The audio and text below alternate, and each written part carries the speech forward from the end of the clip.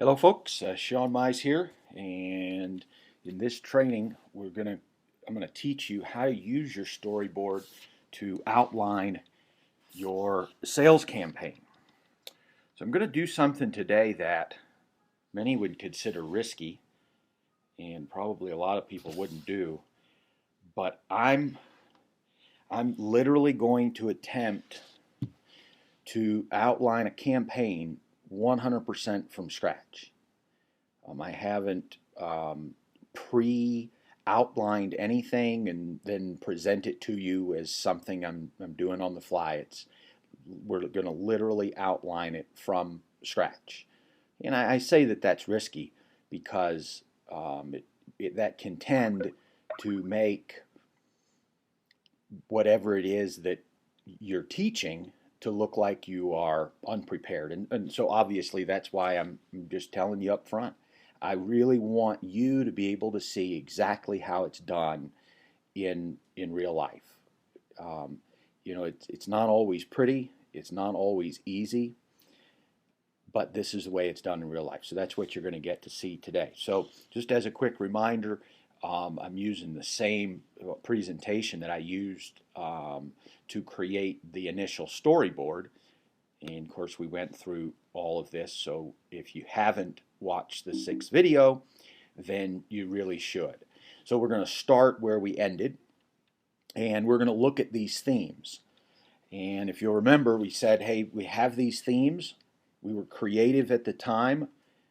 I wanted to let you have the opportunity to be creative on your own.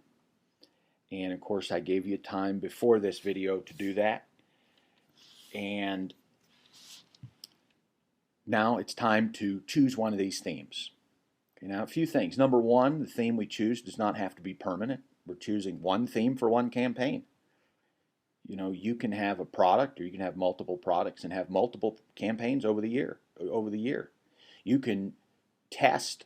You can create 3 different themes and test each one for effectiveness. Which one sells your product better? Okay, so one of the things that I think separates, I don't necessarily say experts, but people that are successful in marketing from people who are just starting out, is that oftentimes those that are successful are not necessarily any more creative. They're not any smarter. They're maybe not even much harder workers than those who are not successful. The difference is many times someone who's successful tries many different things, and they're willing to fail at 9 out of 10 things just to find the one that really, really works. And what we find in marketing is that the more variations we come up with, the more that we're able to test, the more we stumble on things that work really, really well. Okay, so let's take a look at some of these themes. So I'm not really creative, so I just kind of said, hey, we'll just skip that creative theme. Nothing came to mind there. So what are we left with? We have a logical theme. Jimmy's stuck. Jimmy knows he has a problem, hunts down a mentor. We have this hunting theme. I mean, that's really, I don't know where that came from, but just something to throw in there as an option. We've got the news theme, the new alert theme. Okay, and boy, I did something creative there with the test subjects on space travel, right? So then we have the games theme, and finally we have that success theme. I'll tell you, for my ease, I'm going to skip all of those really creative themes, and I'm going to use this real basic success theme right here. The nice thing about using this to model for you is that you can use this type of theme whatever you're doing. You don't have to be creative. So if I were to do this games theme, let's just say, we were to apply that. So top marketer gets worldwide fame and promotion. So you have some type of a challenge, or you have a contest. You could do that in the health world. We see that with weight loss. We see that, with people getting into shape. We see before and after pictures. You could have a game where you see who can write a book the fastest if you're in the book writing niche, or if you're in the blog posting niche, who can post the highest number of blogs in a day or something. I mean, there's all kinds of different things you can do there.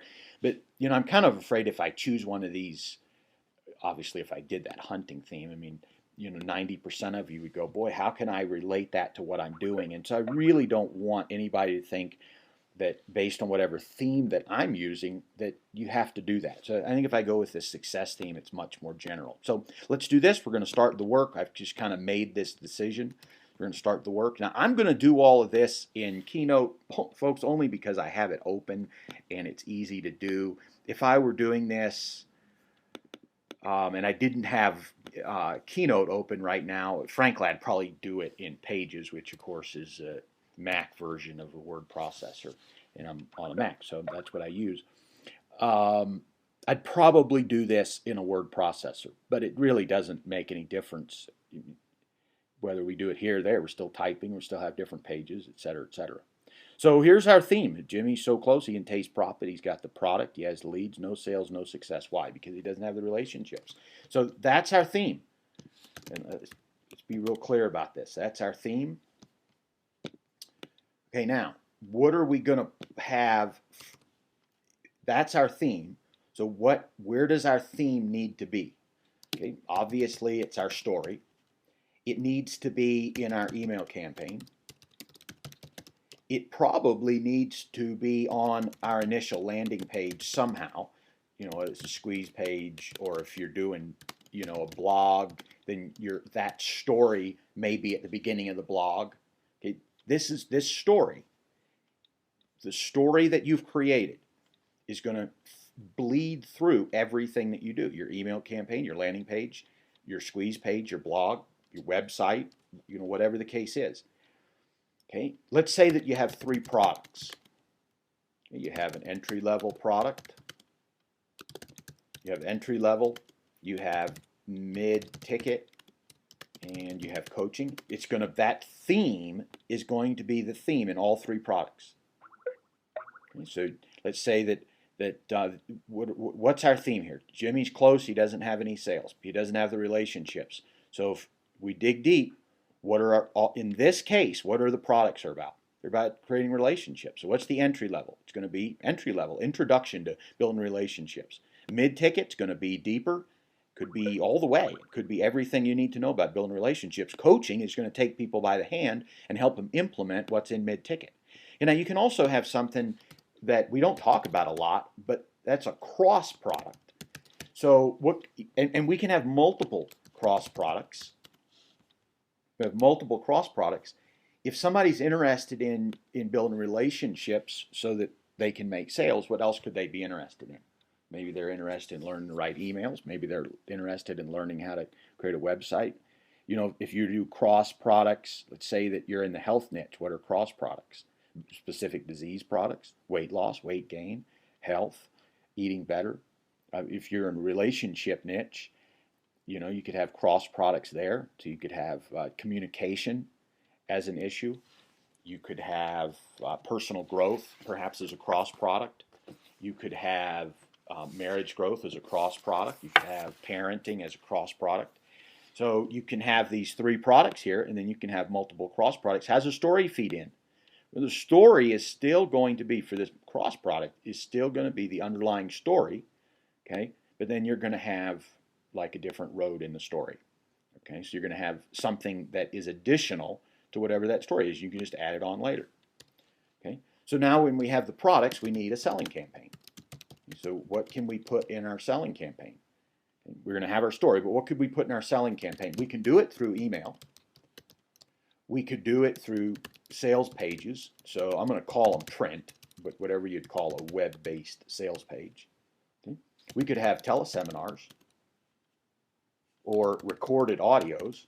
So you could do audios. You don't have to do these live. You could record an audio and let people listen to it. You can do webinars, or you can do recorded video, commonly called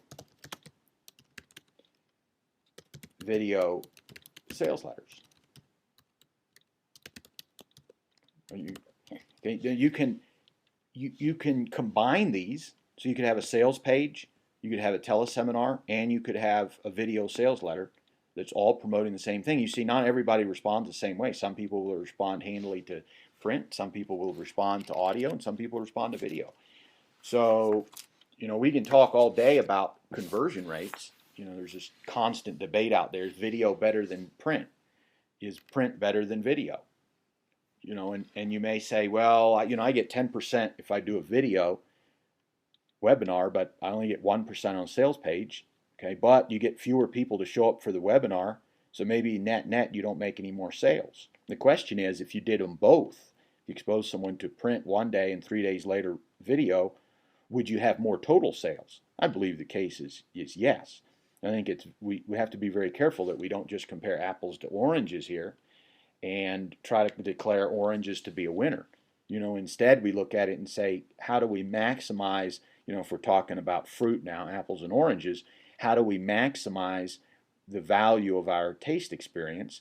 Well, we would have apples, oranges, and bananas, and we might have them in a fruit salad. Okay, well that's what it'll look like here if we allow our email campaign and our selling campaign to include print, audio, and webinars.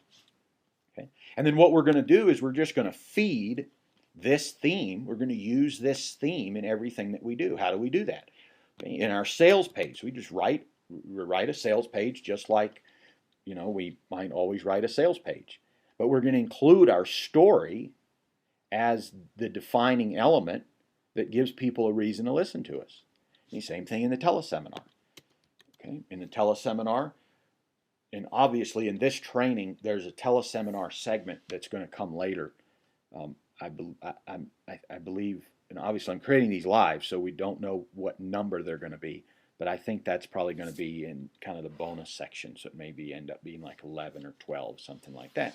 Okay, I'm giving you, in fact, I've already recorded. It's in the kind of the editing stages right now, but a complete presentation on how to do teleseminars, and we talk about that there. You're going to add your story in a teleseminar. Now the webinar is exactly the same thing, except it's print, and except it has a print element that you're able to kind of watch it, just like what I'm doing right now. You could almost consider this a webinar, except I'm not going to try to sell you anything because you've already bought. Okay, and video sales letters actually exactly the same thing as a webinar, except it's not live. So you take that live element out, okay, and you put that on a page and you let people watch it. Your story's going to be in there as well. Okay, folks, I think that concludes what I need to share with you here. I could go on and on about an email campaign, but there's another video specifically on that. I could go on and on about teleseminars and webinars. There's another video on that. Okay. So I think we'll go ahead and wrap this up. So that's the outline. This is a real world outline of a marketing campaign. And by the way, before I close this out, if you take a look at this, what you can see is that if we have this real world outline right here for a campaign, what does this allow us to do? It allows us to be extremely focused. We can put this on we can print this out and put this on our wall, and every day when we wake up, we know exactly what to do next. How do we know? Well, we just look at this. We could even use a highlighter, folks. We could use a highlighter. Let's see if I can do this. Be creative here. I don't. Oh, there we go. So I was able to change the color there. Okay, so let's change it to red. I like red better. Okay, so what I can do is I wake up in the morning and I say, okay, I've done nothing on this page yet. Let's do, let me make my squeeze page today. Okay, great. And then you at home, you can take a highlighter and just highlight it. Okay, I've changed it to red here, but you can just highlight it. Okay, and tomorrow you wake up and you go, well, what else is there to do? Well, I have done nothing on here except for my squeeze page. So what am I? Okay, today I'll create a blog, and then you highlight that. Okay, and the third day you wake up and you say, okay, well, what do I need? I haven't done my email campaign. Let's do that.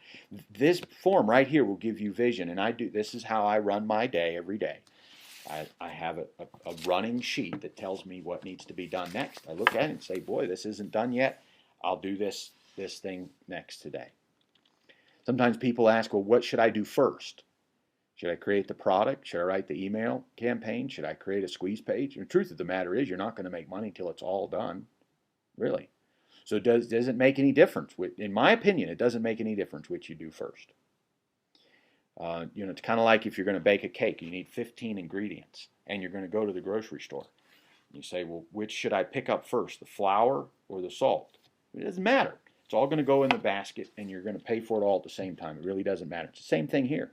Doesn't matter. And what happens is a lot of times people get hung up on that. It's been 2 or 3 months trying to figure out what to start with. You also have to be very careful. You spend 3 months creating your entry-level product, and now at 3 months you're discouraged because you're not making any money. Well, of course you're not, because you don't have all the other pieces in place. You say, boy, I'm going to spend 3 months learning how to do a great teleseminar, but your product's not created. Okay? Or you create a squeeze page and you start getting traffic, but nobody's buying. Well, of course not. You don't have anything to sell them. And so I think that there's a place for simply recognizing that all the pieces have to be in place before you're going to have success. And that although you can move towards that success like a walk, one foot in front of the other, you can't rush that. Each one of these pieces has to be in place. Okay, folks, that's going to go ahead and conclude creating our outline of our campaign for this training.